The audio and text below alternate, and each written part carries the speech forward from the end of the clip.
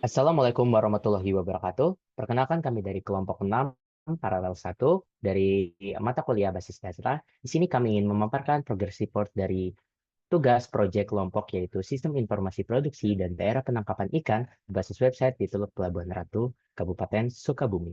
Namun sebelum itu, aku ingin memperkenalkan anggotaan lebih dulu. Jadi di sini ada Tivia Delio, lalu ada Marstella Natalin Purbasiboro, ada juga Imam Arogit Al-Afsani, ada juga Syafiq Sadidul Asmi, dan yang terakhir yaitu ada saya sendiri yaitu Rehan Kutakel. Jadi tanpa lama-lama, jadi mari langsung masuk ke progress report kami.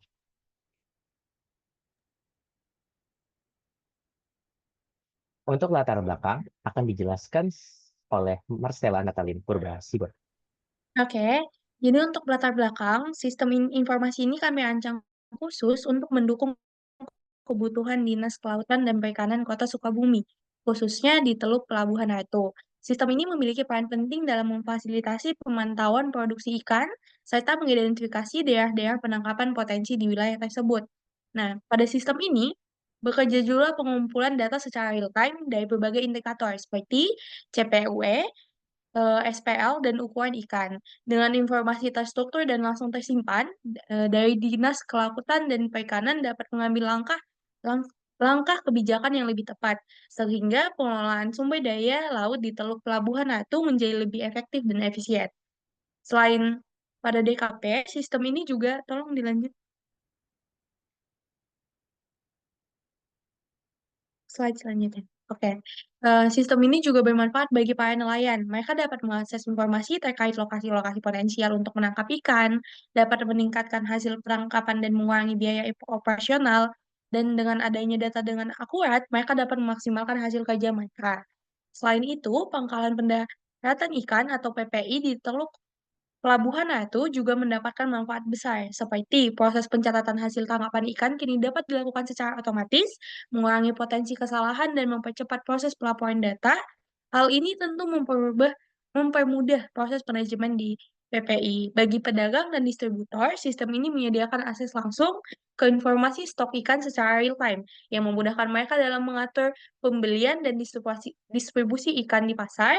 Dengan adanya data yang terstruktur dan tersedia kapan aja, seluruh proses bisnis dalam bidang perikanan menjadi lebih efisien. Lebih jauh lagi, sistem ini juga berfungsi sebagai informasi kepada para peneliti dan akademisi hingga melakukan riset dalam bidang perikanan di Pelabuhan Ratu lebih mudah dan lebih efisien tentunya. Mungkin itu saja untuk latar belakang, bisa dilanjut.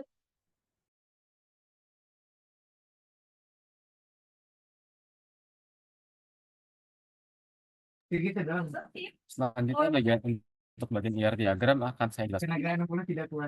Seperti bisa kita lihat di sini ada IR diagram dari database kami yang memiliki berbagai macam atribut entitas, yaitu seperti ada administrator Dinas Kelautan Perikanan, Dinas Kelautan Perikanan Sukabumi, daerah penangkapan hotel, indikator DPI ikan, produksi ikan, logbook, dan juga pangkalan daratan ikan. Nah, masing-masing dari entitas ini memiliki atribut yang mendukung fungsi mereka masing-masing. Seperti di administrator Dinas Kelautan Peringatan, ada ID admin sebagai primary key-nya, username, password, sama admin. Nah, di Dinas Kelautan Perikanan Sukabumi, ada atributnya ID admin sebagai primary key dan ID PPI. Nah, ini tuh berfungsi sebagai apa namanya, many to many ya, antara menjembataninya antara Dinas Kelautan Peringatan dan Pangkalan Pendaratan Ikan.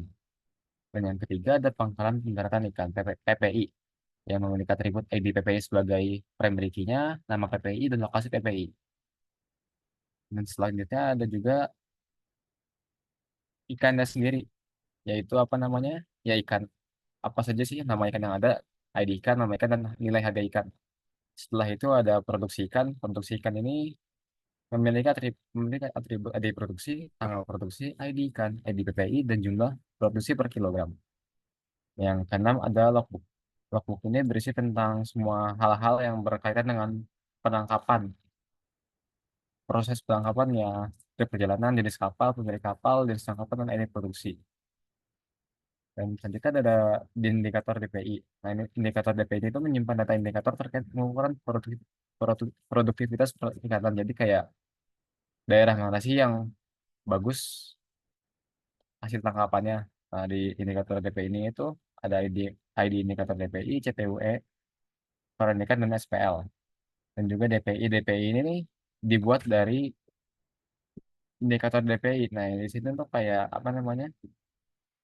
Yang bisa dilihat oleh nelayan langsung lah, biar langsung bisa bisa nangkep di daerah-daerah yang bagus gitu.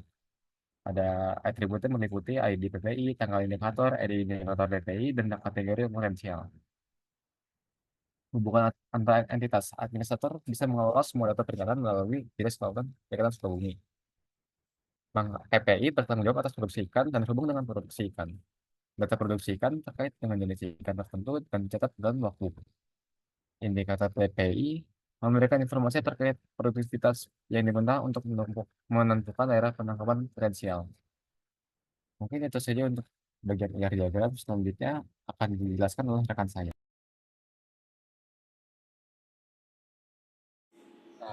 Baik, selanjutnya ada fungsi dan query yang kita gunakan dalam aplikasi ini. Ada dua fungsi utama yang kita gunakan. Yang pertama ada pencatatan atau log perubahan harga pada ikan. Nah, bisa lihat di sini kita mempunyai query seperti ini. Kita mempunyai tabel log harga ikan untuk menyimpan apa perubahan yang dilakukan pada ikan, harga ikan, misalnya di sini ID ikannya, ada harga lama dan juga harga baru dan tanggal perubahannya kapan.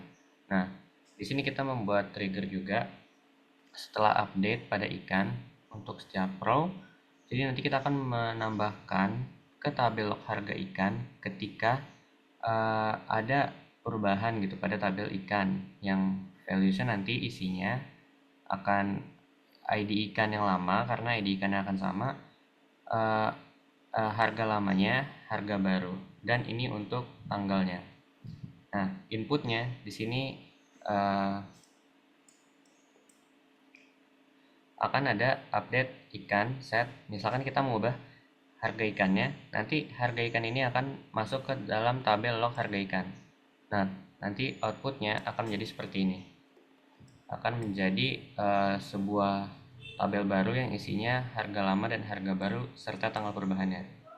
Lalu yang kedua, di sini ada fungsi untuk membuat laporan dari produksi ikan per PPI bisa. Nah, di sini bisa lihat fungsinya. Fungsinya itu kita membuat view. Jadi di sini kita akan mengselect sampelnya pada tahun dan juga pada bulannya kita ubah. Ketika dia bulannya 1 sampai 12, kita akan mengubah bulan itu menjadi dalam bentuk string itu atau nama bulan itu sendiri. Nah, nanti dia akan berakhir menjadi nama bulan. Lalu di sini juga kita mengambil nama ikannya, nama PPI, juga total jumlah produksi per kilogram, dan juga harga total dalam rupiah yang itu adalah dari jumlah produksi yang sebelumnya kita kalikan dengan nilai harga ikannya. Nah, kita ambil dari tabel produksi ikan sebagai PI. Nanti kita akan join tabel dengan kondisi di mana ID ikan yang ada di tabel produksi ikan itu sama seperti ID ikan yang ada di dalam ikan untuk menyesuaikan, dan juga join PPI-nya agar sama biar munculnya itu PPI yang kita inginkan. Maksudnya gimana? Jadi ketika kita memilih view-nya dari laporan lengkap produksi ikan bulan PPI view ini, ketika nama PPI-nya PPI Solok, dia akan mengambil dari tabel nama PPI yang dicocokkan dengan juga pada tabel produksi ikan, yang nanti akhirnya outputnya akan menjadi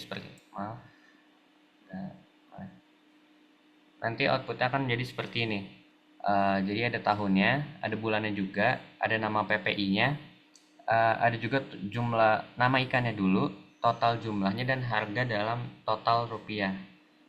Itu harga per kilonya seperti itu. ikan yang sudah ada harganya pada tabel ikan seperti itu. Selanjutnya akan dijelaskan oleh teman saya. Oke, baik. Di sini saya akan menjelaskan tentang perancangan logikal model rasional yang berbentuk 3NF. Buat penjelasannya bisa di next slide. Nah, sini buat penjelasan dari perancangan logikalnya.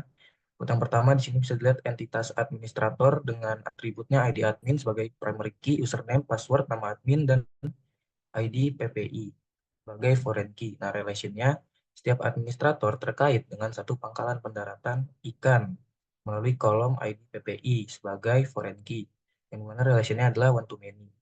Yang kedua, di sini ada entitas Dinas Kelautan dan Perikanan dengan atributnya ID admin dan ID PPI.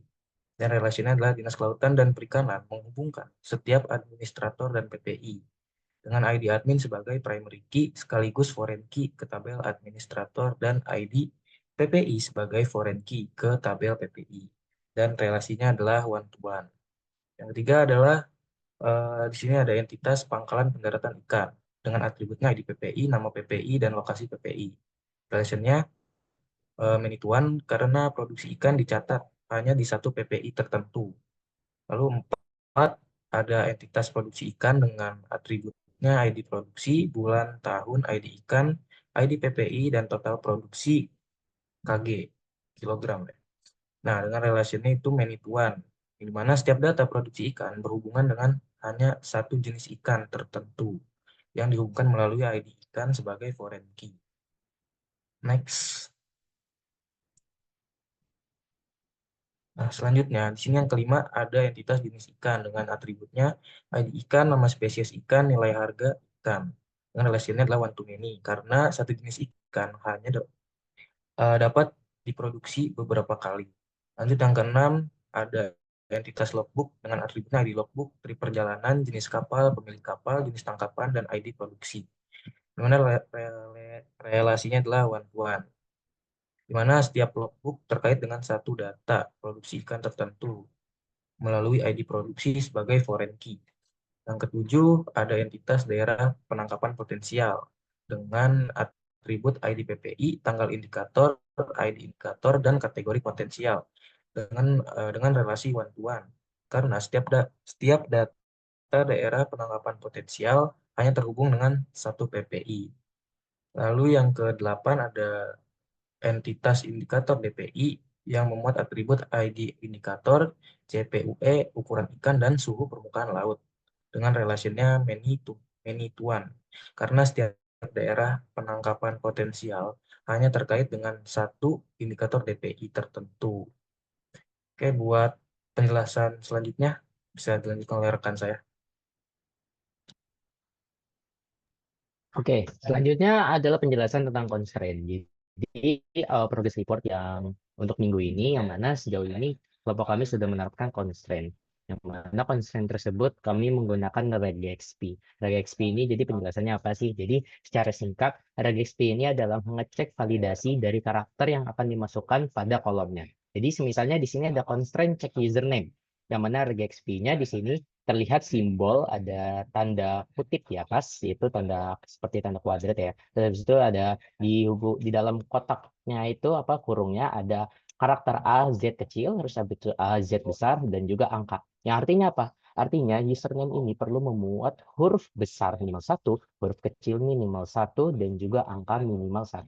Yang artinya ini sudah biasa digunakan saat orang-orang itu memilih username. Jadi username itu harus ada syaratnya ini agar lebih aman dan lebih banyak variannya. Lalu yang kedua ada check password. Jadi cek password ini memuat regexp yang mana setidaknya password tersebut memuat salah satu simbol karakter khusus. Yang artinya saat membuat passwordnya itu minimal harus ada bintangnya atau boleh pagar atau boleh simbol-simbol lainnya. Jadi tidak boleh plain text saja. Karena biasanya kalau password hanya teks saja itu kurang aman, alias masih banyak kebobolan data jika password ini tidak dicek apakah password tersebut hanya berisi teks saja, kurang lebih seperti itu. Nah, mungkin untuk demonya aku di sini izin share screen yang mana ini penerapannya dalam bentuk DBMS. Oke, aku harap sudah terlihat. Jadi di sini kalau kita lihat bahwasannya semua program ataupun query itu sudah berjalan dengan baik, yang mana di sini kami menggunakan di BMS-nya yaitu MariaDB dengan aplikasi data grid di saya, yang mana tabelnya tadi berjumlah 9 dan semuanya ini sudah berjalan dengan baik dan benar tanpa ada masalah sedikit pun. Nah, di sini mungkin tadi sudah dijelaskan juga oleh teman-teman saya, cuman mungkin belum ada penjelasan mungkin dari segi input. Nah, input tadi nih yang sudah aku jelaskan, yang mana constraint-nya perlu setidaknya mengandung karakter, misalnya di username-nya harus ada huruf besar, sama huruf kecil, sama angka.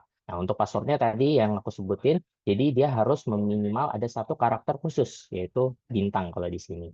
Nah, terus itu selebihnya ini adalah insert value, yang mana di sini kita mengisi dengan data dummy, dan di sini sudah diuji bahwasannya semua input dapat dimasukkan dengan baik. Nah, mungkin aku menjelaskan sedikit juga tentang Advanced SQL yang sudah diterapkan, tadi juga sudah diterapkan oleh Syafiq, yang tadi triggernya sudah dibuat dan ini juga sudah berjalan dengan baik. Yang kedua itu ada membuat view table, yang mana view table-nya ini bisa langsung dilihat di kiri sini, dan di sini view-nya kalau misalnya diklik saja, nah ini akan ada hasilnya nih secara lengkap, yang mana nanti tertampil secara lengkap tidak berdasarkan PPI-nya. Kalau misalnya berdasarkan PPI-nya, kita buka lagi query-nya. Nah, di sini query-nya kita pilih dengan konteks sebenarnya PPI Cisolok. Nah, ini kalau misalnya di play atau dijalankan programnya, maka nih di bawahnya hasilnya adalah berdasarkan view, berdasarkan PPI Cisolok, yang mana program yang telah kami buat ini sudah berhasil dijalankan dengan baik. Nah, mungkin ke depannya hanya kami kurang di bagian transaksi saja. Oke, sekian mungkin demo yang bisa saya contohkan dan juga dari kelompok kami. Kurang lebihnya mohon maaf. Bila ada kata-kata yang salah, mohon dimaafkan. Wabillahi taufiq wal hidayah. Wassalamualaikum warahmatullahi wabarakatuh.